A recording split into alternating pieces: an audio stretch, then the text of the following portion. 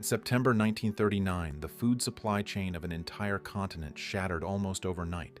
Imagine waking up to find that butter, sugar, meat, and milk had practically vanished from the earth. By 1940, the sheer panic of rationing had set in. Black markets thrived in the shadows, trading a single egg for the price of a winter coat. But in the kitchens of London, Paris, and Berlin, something remarkable happened. Women who had never thought of themselves as cooks became alchemists, turning the absolute bare minimum into something that tasted like survival, community, and home. They did not cook to satisfy culinary ambition. They cooked to keep their children from starving. And here is what nobody talks about. The meals these women cooked under the threat of air raids were miracles of human endurance. Number 14 on this list was born of such terrifying desperation that a whole generation still cannot look at the ingredient without shuddering. Number 7 was a masterclass in tricking the human brain. And number 1 was so profound that it kept families from completely falling apart.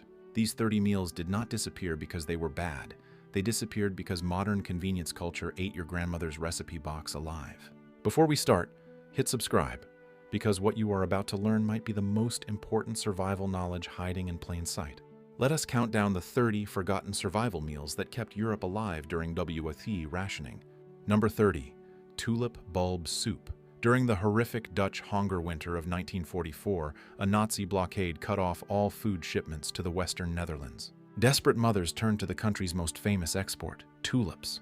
You couldn't just boil them. The cores were toxic. Women carefully peeled the bitter, starchy bulbs, removed the poisonous centers, and boiled them into a thin, watery soup. It tasted like wet, bitter sawdust, but it provided the minimal carbohydrates needed to keep a heart beating for one more day. It was the meal that said, "I have almost nothing left in the cupboard, and I am still going to keep you alive tonight." Number 29, acorn coffee, Ersatzkaffee. Real coffee was the first luxury to vanish. In Germany, France, and Britain, grandmothers marched into the forests to gather acorns. They shelled them, roasted them in a dry cast iron pan until they were dark and caramelized, and ground them into a powder. Boiled in water, it produced a dark, deeply bitter liquid with zero caffeine. It tricked the brain into perceiving comfort when the reality was freezing pipes and empty cupboards. It warmed the hands against a tin cup in the cold dark before the work began. Number 28, the National Loaf. In Britain, white flour was outlawed to save wheat. The government introduced the National Loaf, a gray, dense, high-extraction bread fortified with calcium. It was heavy, it was slightly sour, and it was universally despised. But it was a nutritional triumph. It kept the nation fed and regular. You had to chew it for minutes before you could swallow. When stale, it became a literal weapon, but nothing went to waste in a household that understood hunger. Number 27, Woolton Pie. Named after the British Minister of Food, Lord Woolton, this was the ultimate patriotic dish. A pie with no meat. It was a massive dish of boiled turnips, carrots, swedes, and cauliflower, thickened with a little oatmeal and covered in a potato or wholemeal crust. It was entirely composed of ingredients that could survive a root cellar. It looked like a hearty dinner, but the vegetables surrendered everything they had to the water. It fed an army on pennies. Number 26, mock apricot. How do you give a child fruit when fruit ships are sitting at the bottom of the Atlantic? You lie. British mothers grated raw carrots, boiled them down with a single spoonful of precious plum jam, and served it cold. The texture of the carrot mimicked the fibrous flesh of an apricot, and the jam masked the earthy root flavor. Kids loved it, completely fooled by the sweet, bright orange mash. This was poor man's dessert at its most dramatic. Number 25, Kriegsbrot, sawdust bread. On the Eastern Front and in rationing-starved Germany, flour ran out completely. Bakers were ordered to stretch what little rye they had with ground straw, potato peelings, and sometimes actual wood flour, sawdust. The human body cannot digest cellulose, so Kriegsbrot provided almost 0 calories, but it swelled in the stomach. It stopped the physical pain of the stomach shrinking. Men who survived the war remembered the agony of digesting it, but they ate it because the alternative was the grave. Number 24, potato pastry, butter, and lard were strictly rationed. When a housewife needed to make a pie crust, she turned to the mighty potato. Mashed potatoes were mixed with a tiny pinch of flour, and whatever microscopic scraping of fat was left in the pan. Rolled thin, it baked up surprisingly crisp. The potato stretched the fat invisibly, creating a texture that was dense and satisfying in a way that pure flour never managed. Number 23, soya links. The British Ministry of Food aggressively pushed these unfermented soy sausages on a skeptical public. They were cheap, protein-dense, and tasted like damp cardboard. Rumor had it that if you dropped a cooked soya link on the kitchen floor, it would bounce. But fried hard in a pan until the edges crusted over into a dark, salty mat, they provided the illusion of a Sunday breakfast. Number 22. Dripping sandwiches. This is the snack modern parents would view with horror, but it kept millions alive. Beef or pork dripping, the fat rendered from a rare Sunday roast, was carefully saved in a ceramic jar. Smeared thick on a slice of National Loaf and heavily salted, it was pure, slow-burning caloric energy. The fat made the bread feel substantial. The salt woke up the taste buds. Children ate this for supper and turned out just fine. Number 21. Carrot fudge sugar was rationed to 8 ounces a week. Candy was a memory. So, mothers grated carrots to a pulp, boiled them in a tiny splash of water with gelatin and a pinch of sugar, and set it in a flat tin. When it cooled, it was sliced into sticky orange squares. It was the difference between having a childhood treat and having nothing at all. Here is where things get uncomfortable. The food industry today wants you to believe that cooking requires 20 ingredients and professional equipment. During WWII, the Ministry of Food in the UK and equivalent bodies across Europe realized that survival depended entirely on the ingenuity of the housewife. There were no advertising executives telling them to buy boxed mixes. The foods that keep people alive in wartime are the foods nobody can make money from. The recipes on this list were driven by pure necessity, and they produced a resilient generation that modern convenience culture could never build. Number 20. Mock goose, a Sunday dinner illusion. A mother would boil red lentils down to a thick mush, layer them in a baking dish with breadcrumbs, onions, and whatever dried sage was in the pantry, and bake it until the top turned golden and crisp. There was no goose involved, but sitting down to a dish that looked like a roast was as important as eating it. It was dignity in the worst years. It asked everyone in the room to believe for 1 hour that things might still be all right. Number 19. Eggless mayonnaise. When eggs were virtually non-existent, housewives boiled potatoes, mashed them into a silky paste, and whipped them violently with a drop of mustard powder, salt, and vinegar. The starch from the potato emulsified with the vinegar to create a pale, creamy spread. It required genuine physical endurance to whisk it by hand, but it turned a dry turnip sandwich into something you could actually swallow. Number 18. Turnip jam. No strawberries, no raspberries. So turn the humble sulfurous turnip into jam, boiled until it collapsed, sweetened with a carefully hoarded sugar ration, and flavored with artificial fruit essence. It was an exercise in rationing pleasure. It spread thin on hard bread, offering a synthetic ghost of summer in the dead of a terrifying winter. Number 17. Mock brains. This one separates the squeamish from the practical. Because offal, organs, was unrationed, imitating it became a bizarre psychological comfort. Housewives took cauliflower, boiled it soft, mixed it with oatmeal, and molded it to look like sheep brains, frying it in a pan. It sounds horrific to modern ears, but hunger is the greatest seasoning and pride is expensive. Number 16. Spam fritters. When American spam finally arrived on European shores, it was a revelation. But you couldn't just serve it cold. Mothers sliced it thick, coated it in a batter made from flour and water, or potato starch, and fried it in hot dripping. The exterior blistered into a golden crust, while the salty pork inside stayed molten and hot. It felt like a luxury compared to the grim reality of soya links. Number 15. Vinegar cake. How do you bake a cake with no eggs, no milk, and practically no butter? You use the chemistry of poverty. Dry ingredients went into a pan, and a splash of vinegar was mixed with baking soda to react like a science experiment, providing the lift that eggs normally would. The result was a moist, dark cake that tasted indistinguishable from something made the conventional way. It was stripped-down genius. Number 14. Nettle soup.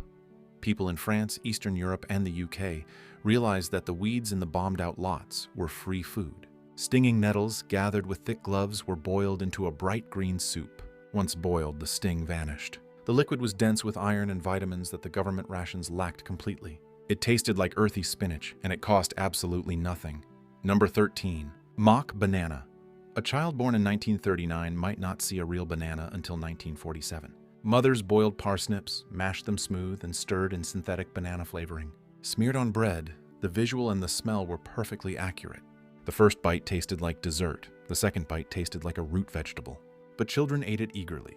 The willingness to find luxury in a boiled parsnip was the signature of wartime cooking. Number 12. Sugar beet syrup.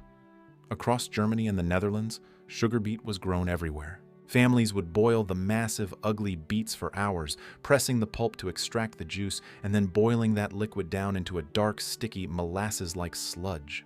It was incredibly labor-intensive. It was the sweetener of the frontier of survival. It made the Kriegsbrot bearable. Number 11. Backyard rabbit stew. When the butcher's window was empty, the backyard became the farm. Families kept rabbits in tiny hutches in urban London and Paris because rabbit meat was unrationed. When the time came, the animal went into a massive cast-iron pot with carrots and onions, simmered low and slow for hours until the meat fell from the bone. The tough connective tissue dissolved into a rich, almost gelatinous gravy. One rabbit fed 6 hungry people. Wasting nothing was a survival strategy enforced by simple economics. Notice the reliance on root vegetables and absolute absence of waste. Nutritionists now look back at the rationing diet and realize something shocking. The wartime generation was actually incredibly healthy. Despite the terror and the trauma, the sheer amount of dietary fiber from root vegetables and whole grains, combined with the lack of refined sugar, virtually eradicated modern dietary diseases. The nutritional density of WWII survival meals was higher than the post-war convenience food that replaced them. Number 10. Rutabaga, Swede, stew. The winter of 1946 in Germany was called the Hunger Winter, and the rutabaga, or Swede, was all that stood between the population and total starvation. Sliced thin, diced, mashed, or boiled in water with a pinch of salt. It was exactly what you ate when the state grocery store shelves were completely bare. It was heavy, it sat in the stomach like a stone, and it kept millions of people breathing. Number 9. Cabbage and potato pie. In occupied France, the marché noir, black market, was too expensive for the working class. Mothers took a head of cabbage and a few potatoes, sliced them thin and layered them in a dish. If they were incredibly lucky, a hard, dried rind of cheese was grated over the top. Baked until the cabbage wilted down to almost nothing, soaking up every drop of starch from the potato. It fed 8 people from pennies, and that arithmetic saved families. Number 8. Mock turkey. For Christmas under rationing, a real turkey was a mythological creature. So housewives took a cheap cut of mutton, sewed it, stuffed it with breadcrumbs and herbs, and manipulated the shape to look like a roasting bird. Carved at the table, it allowed the family to hold on to the ritual of the holiday. The presentation mattered as much as the food. Number 7. Powdered egg scramble. The yellow tin from America was a staple in British homes. Dried egg powder smelled faintly of sulfur and despair. To make it edible, a woman had to reconstitute it with water and whisk it furiously in a pan with a tiny knob of margarine. It never fully resembled real eggs. It set into something rubbery and dense. But the protein was undeniable. Served on a slice of fried National Loaf, it was the morning fuel that kept factory workers standing through grueling 12-hour shifts. Number 6. Milkless rice pudding, a dessert born of sheer stubbornness. Rice boiled in water instead of milk, heavily thickened with potato starch so it would swell in the stomach. A single drop of vanilla essence or a scrape of nutmeg transformed the starchy glue into a psychological comfort. It asked for almost nothing and gave back complete comfort.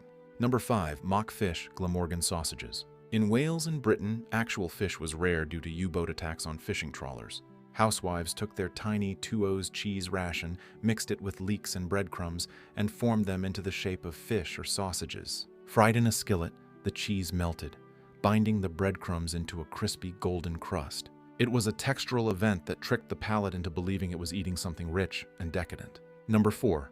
Potato pig, Kartoffelschwein. In Germany, a mother would take a large, unpeeled potato, bake it, carve out the center, and stuff it with a tiny scrap of minced meat, onion, and herbs. She would place the carved potato lid back on top, using twigs to give it legs, so it looked like a tiny roasting pig. It was playful, it was tragic, and it was a brilliant way to make a single ounce of meat feel like a celebration. The mathematics of scarcity always worked in a good stuffed potato. Number 3. Urban fowl roast, crows and pigeons. When true hunger sets in, you look up. In Paris and Berlin, city pigeons and crows were hunted, plucked, and dropped into the stew pot. The meat was dark, stringy, and incredibly tough, requiring hours of slow braising. But an animal in the pot meant protein, and protein meant survival. The men and women who ate this did not flinch. They knew what was at stake. Number 2. Peat-smoked fish heads. On the coastlines, the fish fillets went to the military or the black market. The poor got the heads. Boiled in a massive pot, the cartilage broke down, and the eyes rendered a tiny amount of essential fat into the broth. It was the meal made when a person had almost nothing and needed to feed themselves, and whoever had drifted into their home. It smelled violently of the sea, but the calcium and omega-3s were an absolute lifeline. Number 1. The nothing soup, soup au caillou. The greatest one-pot meal of the war in Europe was practically empty. In France, they called it stone soup. It was boiling water, a single cabbage leaf, a pinch of salt, and perhaps one lonely potato shared among 6 people. It was thin, it was hot, and it was served with fierce pride. It was not a recipe, it was a declaration. It meant that whoever was standing at that stove had managed, at least for tonight, to keep the family sitting around the table together. In the worst years of modern human history, when bombs were falling and the world was burning, the act of serving a hot bowl of broth was the ultimate refusal to be broken. The mathematics of hunger and gratitude always worked out over a bowl of hot soup. These 30 meals were not desperate tragedies. They were brilliant, deeply human answers to the question of how to feed people well when you had almost nothing. Genius does not require expensive ingredients. It requires necessity, attention, and the refusal to waste a single thing. Tell me in the comments, do you think you could survive on the National Loaf and turnip jam today? Did your grandparents ever tell you stories of the rationing days or what they had to eat to survive the war? Share those memories down below because that knowledge belongs to all of us. Don't forget to hit like and subscribe. We'll see you in the next one.